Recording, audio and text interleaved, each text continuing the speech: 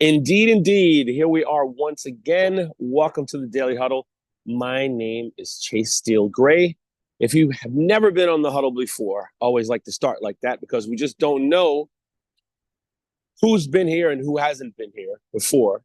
I will say to you that you have definitely entered a space of love and respect and compassion. And I myself come here as a singer, as an actor, as a dancer, as a engager, as a writer. I love life. I love intertwining and commingling with people. So I'm glad that you're here. And I actually think that today will move something in you, right? I have to make kind of what's the word I'm looking for right now? I'm going to make an admission to myself and to everyone else that I am a constant studier of forgiveness, constantly, more than I ever tell anybody, right? How it works, where it comes from, what are the basic inner workings of it.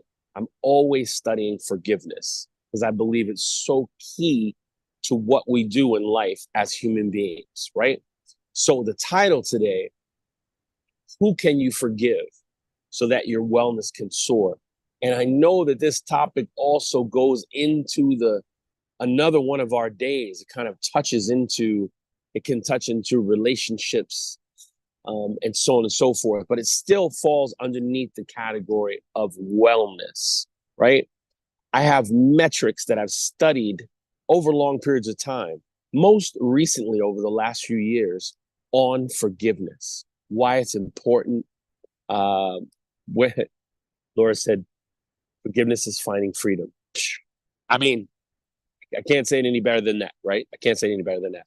And when I opened up today and I said, forgiveness is the attribute of the strong, if you did not hear that, I believe many people will rub up against that sentence because they'll say, well, because you forgive, you're strong, or because you were forgiven, you're strong. Why is that? They may challenge that concept. I was also reading an article and it talks about transgressors, right? So people say, well, I forgive and I have forgiven my mate, my friend, so on and so forth, so many times that they continue now to treat me in a very disrespectful way because they believe whatever they do, I'm going to forgive.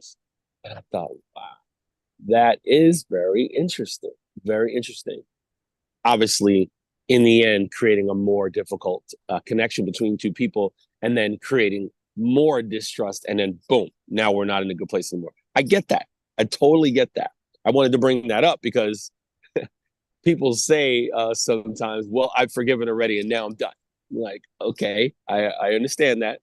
But I read some things on forgiveness that were very interesting. And I'm trying to think, it was okay. There was a concept that said, people who forgive other people and realize that we're all human and that we make mistakes and we can do the craziest things in any given moment, wind up having a much stronger relationship than those people who forgive just to salvage a relationship and go forward. I never thought about it that way, to be quite honest. I never thought about it that way. So I was like, it makes sense though, right? If you are, I'm trying to give a great example of, if you're talking to somebody that you don't know and you try to convince them that you are a millionaire, let's say, right? Oh, I have 10 cars in the driveway. I live on the upper edge of the mountain and I've created something that has made me millions around the world. Let's say you said that. And the person sitting across from you said, wow, amazing. That's awesome. Really like that. Tell me more about that. You would have to sit there and say or speak for such a long time about something that you really were not versus just telling the person who you really are. I connect that to forgiveness because if you decide to forgive somebody just to move forward and say, okay, it's all over. I don't care. Let's move forward. But you carry that around with you. it changes everything inside of you, everything, right? And some people would say, well, when you forgive somebody, you're letting them know you want to move forward, you love them, you care about them, whatever the case may be. But what happens if you have some trauma that revisits after that? I think it's a great question. It's happened to all of us. It's happened to me personally. I know it for sure. And my answer to that is we all have to keep working. Nobody gets a pass. Nobody gets to sit back and say, all right, I'm good. I mastered all this. This is amazing. However, as a great person or as a wonderful human being, if you work so hard on these things, and even work so hard, I don't believe is the best concept.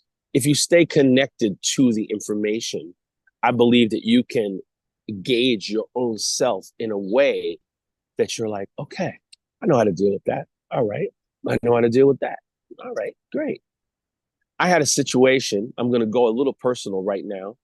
Not going to name any names or say anything, but I had a situation multiple years ago, maybe 4 years ago, 5 years ago, where a person that I knew had invited me to something.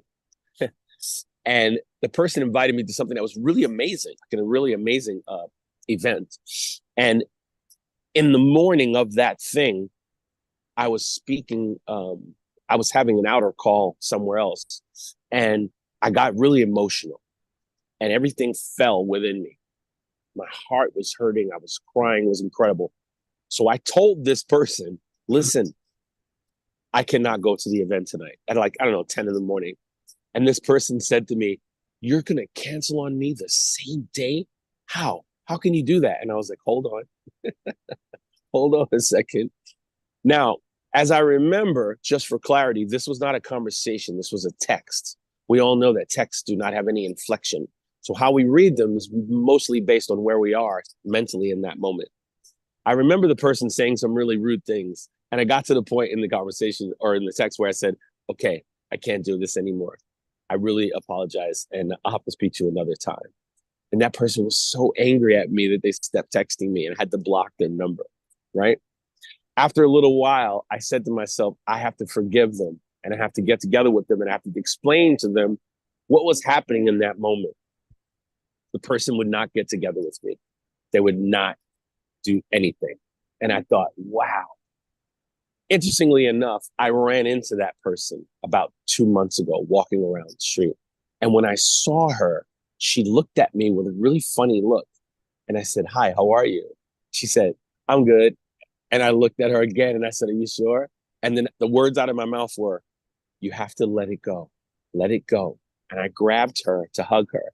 And she reluctantly let me hug her. And I said, I'm going to get together with you because we need to have a conversation. And I called her and she wouldn't take my call again and again and again. I say that particular situation because there is something that exists that says you've done as much as you can do with certain people. And incidentally, I actually will be having a conversation with that person because I wound up getting through to her in a text with some words that I said. It's my intention to forgive her. And it's also my intention to forgive myself in many ways for being in the place that I was that caused that to happen, right? I don't feel like that reaction to what she said was great or was the best choice or whatever, but that's just my right internal thing about it. So as I said, I did some research and as I always do on this topic. And there's a guy named Everett Worthington. He's a marriage counselor. And he came up with something, I want to say as like a workbook with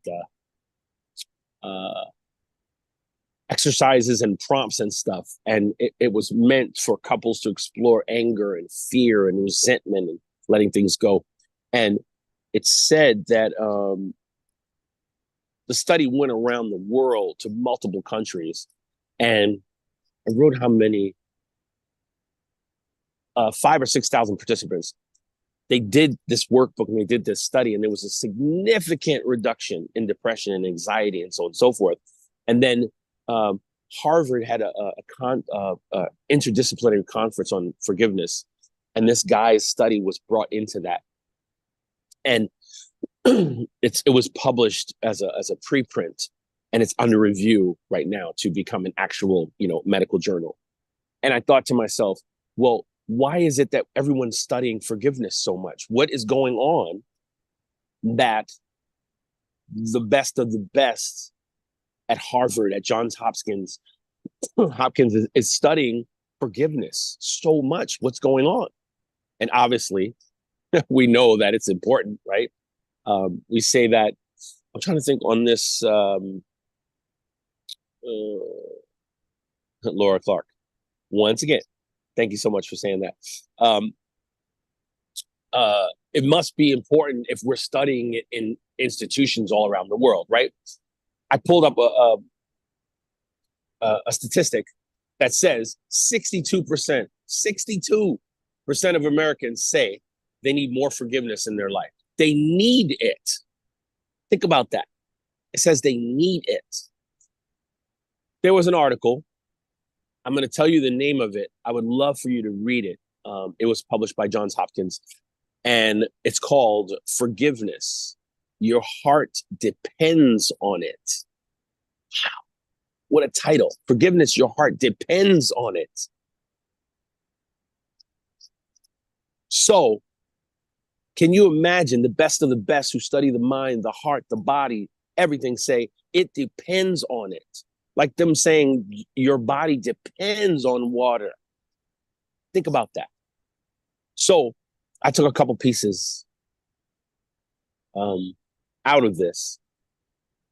And one says, reflect and remember. Reflect and remember what was said, what was done, what led up to it, what your part of it may have been, and sit with that. I was like, wow. Well, I've done that multiple times. Check. Secondly, empathize with them. I was speaking to someone who comes from an alcoholic family, and they said to me, when I was younger, what I remember the most is my parents sitting around drinking and then fighting over and over and over. Happy, drinking, sitting around, and then 10 minutes, 20 minutes later, sometimes an hour later, fighting about something so crazy I couldn't understand it. And he said I was in high school. His dad wound up dying of alcohol, what is that called? Cirrhosis of the liver later on down the line. And his mom wound up dying close to the same thing later on. That person goes into the world, and when they see certain things, it triggers them based on what happened. So when we talk about empathizing with people, what do you know about your person? Where do they come from? How did they grow up? What were they told? Where are their parents now? Do they still connect with them? How does that affect how that person connects with you? The empathy quadrant of that can change a lot of things. A lot. Also, and this is kind of reiterating, but forgive deeply. Forgiving casually can cause flare-ups, but forgiving deeply means I'm committed to this being something we never revisit again. I'm going to do my part. Are you going to do your part? Me personally, just to throw this in there, whenever I've forgiven someone or whenever someone's forgiven me, I'd like to tap it off with a long hug. You may not know this, but when you hug somebody, your bodies touch each other, obviously, but the hearts are on two different sides. So you have a heart on both sides of your chest when you hug somebody, which reiterates why it's so important to hug someone. You have your own heart. Now you have another heart pressed against you, and you get to feel. Sit with that for a minute. I love to top that off because of that. One of my favorite things to do. Okay. So those are some points that I've brought with you today, or for you today. And I want to go over this list, and I would like to take some questions or some comments about this, because this is very interactive, this topic. So, that was not meant to be. Two things. To forgive and seek forgiveness actually builds relationships stronger than they were before. By asking for forgiveness, we make ourselves vulnerable, removing our protective layers and admitting we're not the perfect image we all like to portray. Wow, it's very powerful. I believe these are 10 points why forgiveness is deeply necessary. Fewer depression symptoms, improved mental health, strengthening relationships, cultivating empathy, enhanced immune system, very important. Self-esteem boost, lower blood pressure. What is that, a tongue twister? Lower blood pressure, less stress, better heart health, and lastly, less anxiety or hostility. Now, I don't think anyone would argue with any of those. I don't think so, right? So let's open it up and talk about this. And I would love someone to come on in and be vulnerable and have a little back and forth with me, if you would, about forgiveness. Who would like to chime in? Okay, Salvo. Boom, boom, boom. Go ahead. Which one? Let's go with the female voice out of respect. This is Laura. Yes, Chase. Good morning. Hi. Yes, great. Thank you for bringing this conversation. It's dear to my heart. And you say, let's be vulnerable. My goodness. Let me breathe. Yeah, exactly. Yes, I need that. So forgiveness for me is one of the greatest healing modalities for me. Forgiveness has done more for me than I would say most therapists that I've engaged in, because the day I learned that I am the cause, I learned that I'm co-creator in my life. I learned about my caregiver's pain. I was able to empathize with them. I started to see how hurt people, and I forgave them, especially my godfather. It's just I felt something deep for him because he experienced PTSD, and I used to blame him for me not being able to sleep at night, for developing anxiety and worries. So the day I forgave him, I felt like a ton of brick was lifted off my chest. So much so I made a pledge to go home to Jamaica one day, which I did already, find his grave, because I wasn't there when he passed, find his grave and bring him flowers and white rum, which is a traditional ritual for us in Jamaica. And I'm so grateful that I did in February of this year. It was a whole spiritual healing for me to just let go, understand, and find empathy for them. And that has been really freeing and healing for me. With that, I'm complete. Thank you. Amazing. Got a little teary-eyed there. All right. All right. That was amazing. Who else like to chime in? I'll chime in, Chase. Keton. So this is very timely, right? Because for me, this past Saturday, I experienced the need to forgive that I didn't know I had. I had a conversation, an interaction with someone for which I assumed I had the permission to, and I didn't. And actually know better, right? Yeah. So what I'm confronting in this conversation, Chase, is those instances where I know better and I didn't do better. And I pride myself in being compassionate And in that moment, there was nothing compassionate about me. And I pride myself in being understanding. And in that moment, there was nothing understanding and empathetic about me, right? So, like, I know better and I didn't do better. And what I'm grappling with and what I'm getting out of this conversation is maybe all forgiveness is self-forgiveness. Yes. That, yes. that Laura said it. It starts with her. That was the beginning of her. Yeah, that until I can actually be with myself as I am with the mistake I made and have the courage to move forward with myself and in that relationship without wallowing in my own self-blame, maybe I have no access to a conversation that could even begin to forgive other people. So, you know, that's what I'm getting, Chase, that maybe all forgiveness is self-forgiveness, and that maybe forgiveness isn't for the purpose of me forgetting or them forgiving. Maybe forgiveness is the struggle itself. Like the struggle that I have with my own self and the struggle that I have with another, even when my tendency would be to avoid a conversation.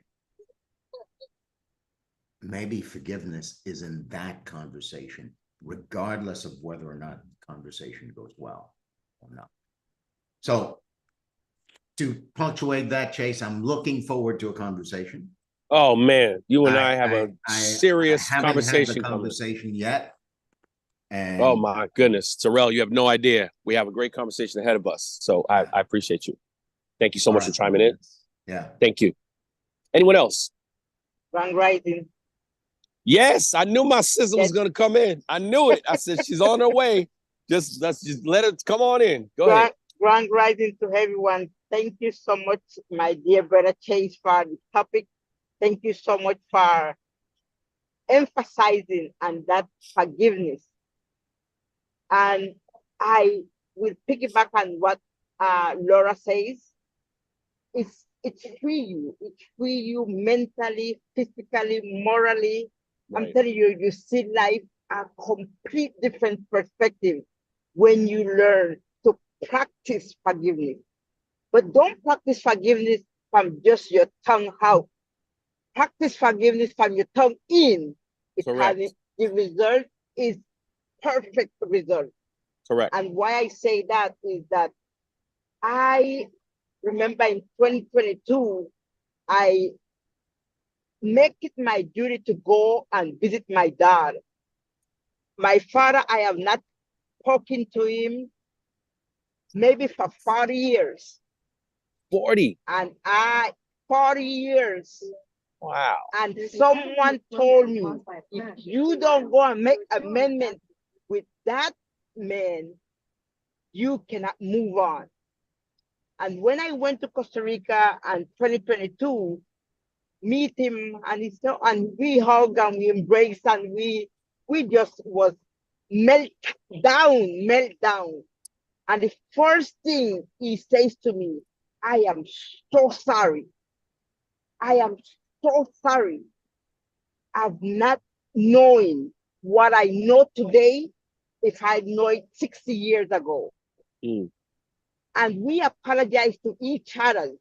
Right. And the end result of apologizing to each other make me realize that we do things in life and later on regret it. But the beauty has regretting it is knowing that you can apologize and move on and make amendment to anything. With anything. But mind you, do not say I am sorry if you don't mean it. If you mean it, the result will be different than when you don't mean it. Correct. So thank you so much for the topic. Thank you so much for the points well taken. And please, guys, let's practice forgiveness for every single thing. Apologize, but apologize with your heart. And with that, I'm out, but I'm still here. Thank you so much, my dear brother. Rashida, knocking it out the park. Thank you so much. I appreciate you too. I have a conversation coming with you too. And how about those earrings? Pow! Wow, those earrings are great. Anyhow, so wow. Does anyone else have their hand up? I'm looking in the chat. Michelle was next. Michelle, sorry. Michelle has her hand up. Go ahead, Michelle. Good morning, and thank you for this powerful and very important conversation and topic, Chase. Oh boy. So necessary. Okay. So I've been in the process of doing forgiveness work over a couple of years, and I'm very clear on most, especially the important relationships.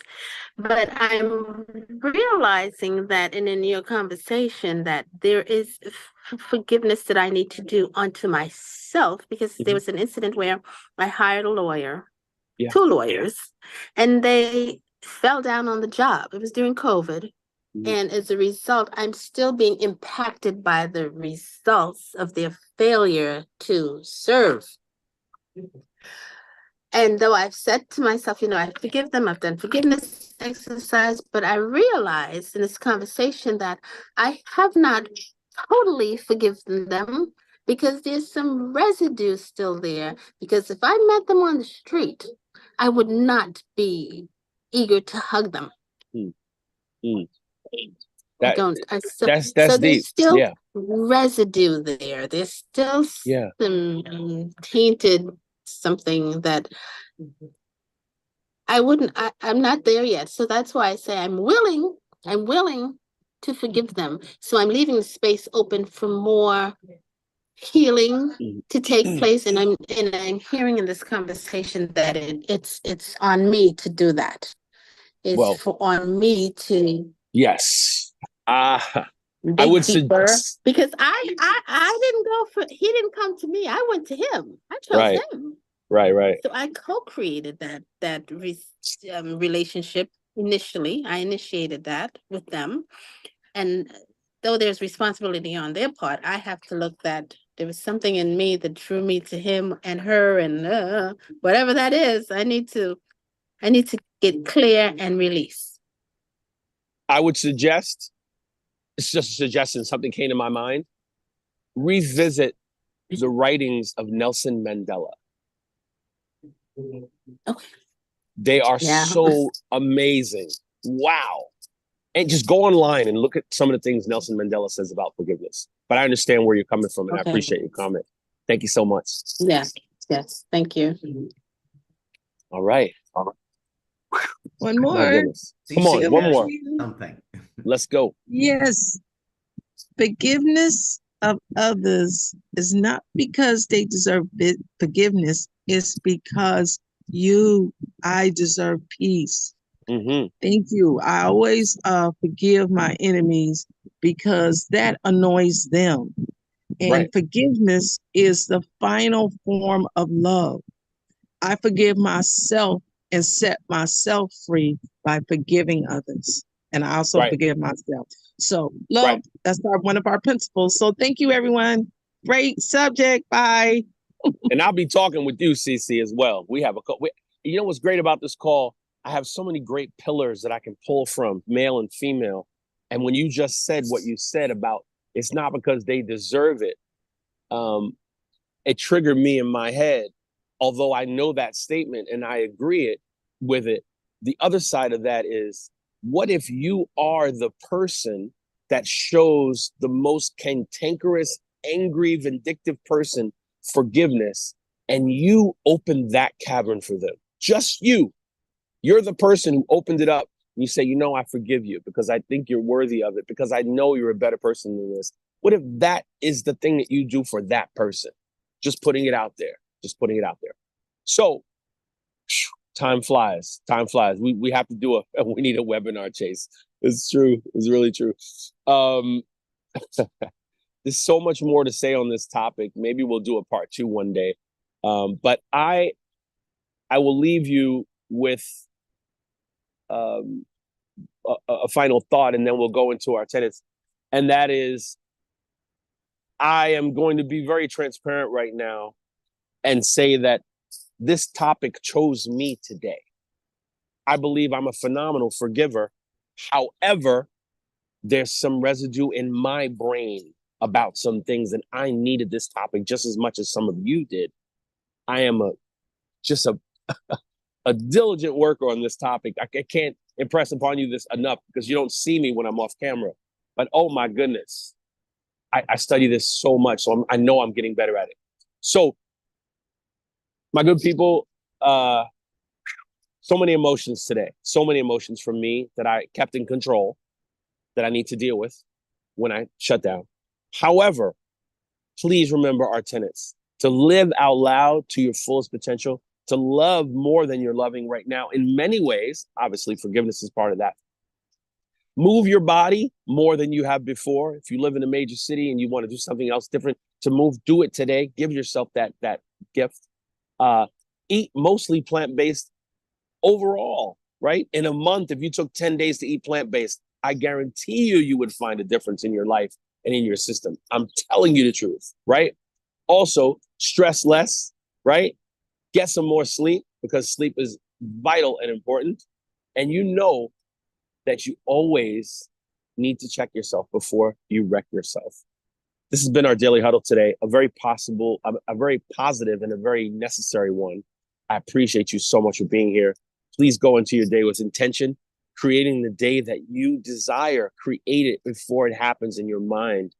The world needs you and your greatness and your magnificence, because only you have it to give to the world. It's yours in your unique fashion. Have a spectacular day. Blessed love, everyone. One love, guys. One love. Okay. One love. Bye-bye. Thank you, Chase. Thank you. Thank you all. Thank you. Thank you so much.